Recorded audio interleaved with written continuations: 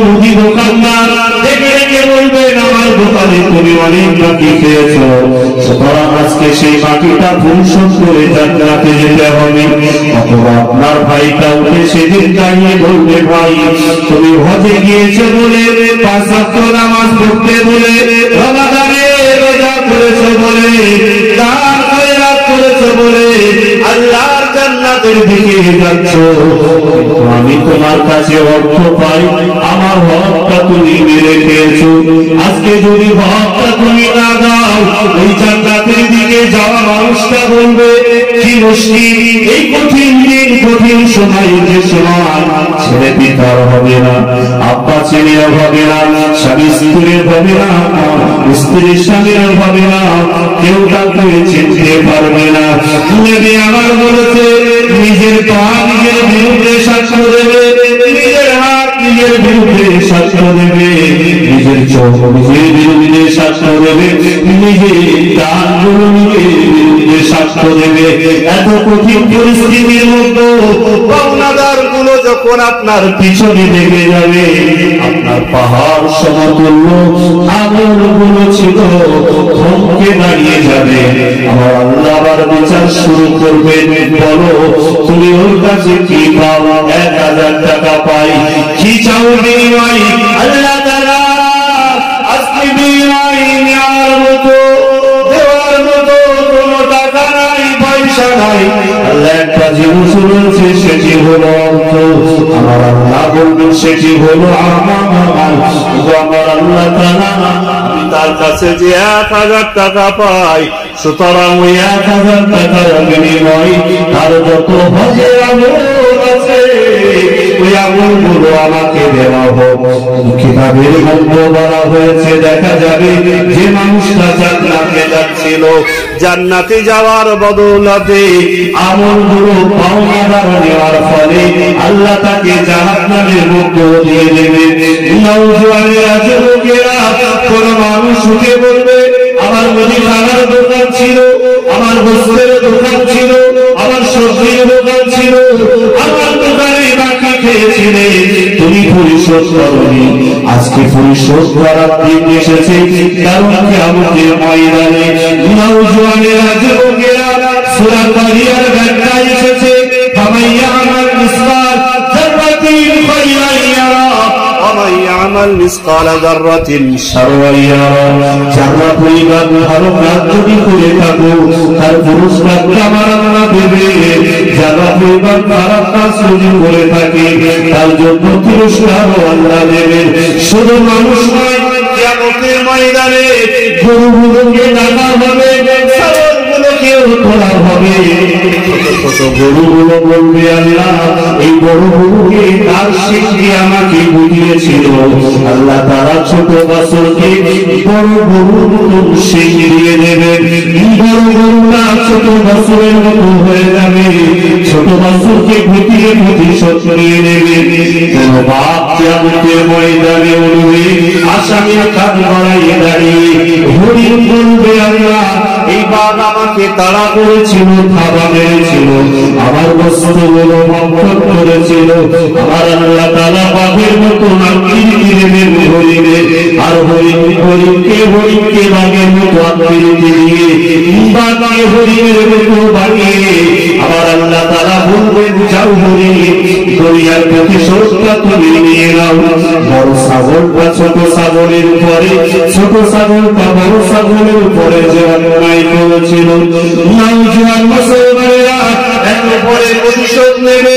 একটা সাপ ভেঙে দেন, সাপের বিরুদ্ধে বলবে আল্লাহ ওই সাপটা আমাকে দর্শন করেছিল, আমাকে কামড় দিয়েছিল, সবল দিয়েছিল। আল্লাহ সাপেরকে শক্তি খর্ব করবে, ব্যাঙের শক্তিটা বাড়িয়ে দেবে, একটা সাপের মতো করে ওই সাপটাকে শাস্তি দেবে। নওজোয়ানেরা যুবকেরা অপরিহার পিতা মুসলমানেরা দুনিয়ার বিড়াল গুলো উঠবে আল্লাহ, আল্লাহ দুনিয়াতে কুকুরগুলো আমাদেরকে তাড়া করেছে, আল্লাহ কুকুরগুলোকে বিড়াল বানিয়ে দেবে, বিড়ালকে পুকুরের মতো শক্তি দেবে, তারা একে অপরের প্রতিশোধ নিয়ে তারপরে ছাড়বে। মুসলমানেরা এইভাবে পশু পাখিরা, বড় বড় পশুরা ছোটদের উপরে যে অত্যাচার করেছিল, এই অত্যাচারের প্রতিশোধ কিয়ামতের ময়দানে নেওয়া হবে। তবে আল্লাহ পাক আল্লাহ তাআলা তাদেরকে বলবেন, যাও তোমরা একে অপরের প্রতিশোধ নিয়েছিল, মারার বদলে মেরেছো, খাওয়ার বদলে খেয়েছো, আর কামড়ানোর বদলে কামড়েছো, ধ্বংসের বদলে ধ্বংস করেছো। সুতরাং তোমাদের বিচার এখানে করো। একটা পশু পাখির বিচার ঠিক এইভাবে হবে। কিন্তু আমরা মানুষ, এমনটা নয় যে আমরা আমাকে যে মেরেছিল কিয়ামতের ময়দানে তাকে আমি মারব।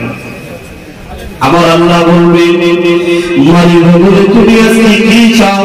আল্লাহ আমি দুর্বল ছিল, মেরেছিল, আল্লাহ আমি আজকে মার চাই না, আল্লাহ আমল চাই। তার মইটাই তো দামি, একটা আমল সব হলে তো জাহান্নামে যাবে। সুতরাং যে মানুষটা হজের জন্য, নামাজের জন্য, যাকাত দেওয়ার জন্য, দান খয়রাত করার জন্য, পাহাড় পরিমাণ আমলের জন্য জান্নাতে যাচ্ছিল, দুনিয়ার পাওনাদারেরা তার কাছ থেকে নিতে নিতে নিতে নিতে তার আমলটা শূন্য হয়ে যাবে। কিতাবের মধ্যে এসেছে ওই জাহান্নামী ব্যক্তিটা, জান্নাতি ব্যক্তিটা জাহান্নামী হয়ে যাবে। আর যে পাওনাদার ছিল ওই আমলগুলো কেটে কেটে নিয়ে তার আমলটা এতটা বেশি হয়ে যাবে, রবের দরবার থেকে ঘোষণা হয়ে যাবে ওই মানুষটা জান্নাতি বলে। সুতরাং আমরা যারা মনে করি যে মানুষকে ঠকিয়ে আমি লাভবান হয়েছি, বরঞ্চ না, যারা ঠকেছে ওরাই লাভবান হয়েছে। আমরা যারা মনে করি 1000 টাকা দোকান থেকে ধার খেয়ে বলে ভালে বা না গিয়ে না দিতে পেরে আমরা লাভবান হয়েছি, এটা মিথ্যা কথা। বরঞ্চ উনি লাভবান হয়েছে, এটা সেদিন বুঝবেন কিয়ামতের ময়দানে, যখন আপনার জান্নাতের দ্বার গোড়া থেকে টেনে বলা হবে, যাও এবার তুমি পাওনা করির হিসাব বন্দা বুঝিয়ে জাহান্নামে যাও। রাসূলুল্লাহর আদর্শ। আমার রাসূলুল্লাহ যখন কোন জায়গার ময়দানে উপস্থিত হতেন, আমার রাসূলুল্লাহ বলতে, এই ব্যক্তির কি কোন ঋণ আছে?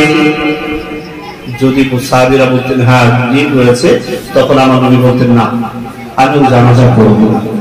কোন কোন সাহাবীরা বলতেন, ইয়া রাসূলুল্লাহ, ইয়া হাবিবাল্লাহ, তার পক্ষ থেকে আমরা ঋণগুলো পরিশোধ করব। তারপরে নবী আমার সেই জানাজার নামাজ ইমামতি করতেন। আমি শেষের দিকে চলে এসেছি, সময় আমার স্বল্প, আর আমি বাড়াতে চাইব না। আমি শুধু এতটুকু আপনার কাছে বলতে চাইব, একজন ইহুদির পক্ষেও নবী আমার আবু জেহেলের কাছে গিয়ে তার ন্যায় বিচারের জন্য বলেছে। এমন ভাবি আমার রাসূলুল্লাহ শুধু মানুষের জন্য নয়, একজন বনে ছোট্ট একটা প্রাণী নবীর কাছে এসে বলবে, ইয়া রাসূলুল্লাহ, ইয়া হাবিবাল্লাহ, আমি শালক পাখি, আমার পিছনে বাস পাখি তারা পড়েছে। ইয়া রাসূলুল্লাহ, আপনি যদি আমাকে আশ্রয় না দেন, আপনি যদি আমাকে রক্ষা না করে, আল্লাহ তাআলা আপনাকে বলেছে তোমার সান্নাতা ইল্লা রাহমাতাল লিল আলামিন, শুধু মানুষের জন্য নয়, আপনি পশু পাখির জন্য নবী, আপনি পশু পাখির জন্য। সুতরাং আমাকে রক্ষা করুন, ওই বাস পাখির হাত থেকে আমাকে রক্ষা করুন। অপর দিক থেকে বাস পাখি নবীর দরবারে এসে বললেন, ইয়া রাসূলুল্লাহ, আপনার চাদরের নিচে যে পাখিটা রয়েছে, এই পাখিটা আমার খোরাক, আমার খাদ্য, যদি আপনি আমাকে না দেন তাহলে আমার হক আপনি মেরে দেবেন।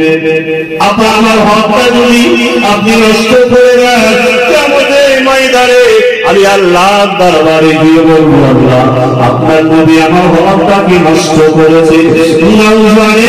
একদিকে শালুক পাখি বলছে বা ঘুঘু পাখিটা বলছে, নবী গো আমাকে আশ্রয় দান করুন, কারণ আমার সান্নাতা ইল্লা রাহমাতাল লিল আলামিন, আপনি বলেন রহমত সমস্ত সৃষ্টি জগতে। কি মুশকিল। পাখি বলছে আমাকে রক্ষা করতে হবে, যদি রক্ষা না করেন কিয়ামতের ময়দানে বলবো আল্লাহ জেনে শুনে নবী আমার হত্যার মুখে আমাকে বিপদে ফেলে দিয়েছে। ওদিকে বাজ পাখি এসে বলছে ও খাদ্যটা তো আমার, আপনি যদি নেন তাহলে আমার হক আপনি মেরে দেবেন, সুতরাং কিয়ামতের ময়দানে আপনার বিরুদ্ধে আমি আল্লাহর দরবারে নালিশ করব। আমার রাসূলুল্লাহ কেমন ভাবে হক আদায় করেছে নওজওয়ানেরা, বলে জানতে চাও মুসলমান একটু গাড়ি গভীর কিভাবে খেয়াল করে শুনো। আবার নবী গায়ে থেকে চাদরটা সরিয়ে বললে ও বাজ পাখি, ওই গরু পাখির শরীরে হয়তো 100 গোস্ত রয়েছে। বাজ পাখি তুমি দেখো না ওই গরু পাখিটা আমার কাছে আশ্রয় নিয়েছে, আমি রাসূলুল্লাহ জানিয়ে দিলাম, আমি হাবিবুল্লাহ জানিয়ে দিলাম তোমার 100-150 নয়, ওই 100-150 গোস্ত পেয়ে হয়তো তোমার খোদা নিবারণ হবে না। আমি নবী জানিয়ে দিলাম আমাদের কাপড়টা সরিয়ে দিয়ে আমার রাসূলুল্লাহ বলবে আমার শরীর থেকে যে জায়গাটা পছন্দ হয়, আমার দেহের গোস্তের মধ্যে তোমার যে গোস্তটা পছন্দ হয়, ও বাজ পাখি ওই গোস্তটা তুমি ভক্ষণ করো। তবুও যে পাখিটা আমার কাছে আশ্রয় দিয়েছে ওই পাখিটাকে আমি বিপদে ফেলতে পারি না। জোরে বলেন সুবহানাল্লাহ। বাজ পাখিটা বললেন ইয়া রাসূলুল্লাহ আদতে আমি খাওয়ার জন্য আসি না, কারণ আমি হচ্ছি জিবরাইল আলাইহিস সালাম, আপনি আদতে আমারসালনাকা ইল্লা রাহমাতাল লিল আলামিন, আপনি যে জগতের জন্য রহমত স্বরূপ। আল্লাহ আপনার নিয়ে খুব প্রশংসা করেন, তারিফ করেন, গুণকীর্তন করেন। আমরা আল্লাহর কাছে চ্যালেঞ্জ করে এসেছি যে আপনার নবী কেমন রহমাতাল লিল আলামিন এটা একটু দেখবেন। পাখিটা এসে বলে আস্তে আস্তে বালকে এসে বলে ইয়া রাসূলুল্লাহ ইয়া হাবিবাল্লাহ আমি ঘুঘু পাখি নয়, আমি হলাম আদতে হযরত মিকাঈল আলাইহিস সালাম। রাসূল সাল্লাল্লাহু আলাইহি ওয়াসাল্লাম তার 63টা বছরের জীবন জিন্দেগি যদি আলোচনা করা হয়, শুধু আমার জীবন নয় গোটা পৃথিবীর মানুষ যদি চায় সমুদ্রের পানিটা যদি খালি করা হয়, তবু রাসূলের আদর্শ, রাসূলের মুজিজা, রাসূলের 63টা বছরের জিন্দেগি শেষ করা সম্ভব না। শুধু এতটুকু বলবো তিনি নবী মুহাম্মদ রাসূলুল্লাহ সাল্লাল্লাহু আলাইহি ওয়াসাল্লাম 570 খ্রিস্টাব্দে এসেছেন। 12 রবিউল আউয়াল সংবৎসরে সাদিকে ধরামুখী জন্মগ্রহণ করেছেন। রাসূল পাক সাল্লাল্লাহু আলাইহি ওয়াসাল্লাম যেদিন ধরামুখে আসেন আমার রাসূলুল্লাহ সেদিন সেজদায় ফেলেছেন। আম্মা জান আমিনা বলেন আমি খেয়াল করলাম রাসূলুল্লাহ যেন ভিজভিজ করে কি বলছেন। রাসূলুল্লাহর মুখের কাছে আমি কানটা দিয়ে দেখলাম আমার নবী বলছেন ইয়া রাব্বি হাবলি উম্মতি উম্মতি, আল্লাহ আমার উম্মতের উপর কি হবে। রাসূলুল্লাহ যখন ওফাত বরণ করেছেন সেই সময়ও আমার রাসূল পাক সাল্লাল্লাহু আলাইহি ওয়াসাল্লাম সিদ্দিক আকবর আবু বকর রাদিয়াল্লাহু তাআলা বলেন, ফারুক আযম ওমর রাদিয়াল্লাহু তাআলা বলেন যে আমরা দেখলাম রাসূলুল্লাহর কাফনটা আলগা করে রাসূলুল্লাহ ওফাত বরণ করেছেন, কিন্তু তার সোনার জবাবটা নড়ছে। আমি ওমর থাকতে পারলাম না, আমার কানটাকে রাসূলুল্লাহর মুখের কাছে লাগিয়ে দিলাম, দেখতে পেলাম স্পষ্ট জানালে আমার নবী যখন জীবিত থাকতে বলতো আল্লাহ আমার উম্মতের উপায় কি হবে, একই অবস্থায় আমার রাসূলুল্লাহ ওফাত বরণ করার পরে বলছি ইয়া রাব্বি হাবলি উম্মতি উম্মতি উম্মতি, আল্লাহ আমার উম্মতের উপায় কি হবে। সেই দিন সেই মহানেতা তিনি আমাদের আইকন, তিনি আমাদের জন্য আদর্শ, তিনি আমাদের জন্য পথ প্রদর্শক। আসুন তার সামনে আল্লাহর সম্মুখে দাঁড়িয়ে একটু সালাত ও সালাম করি।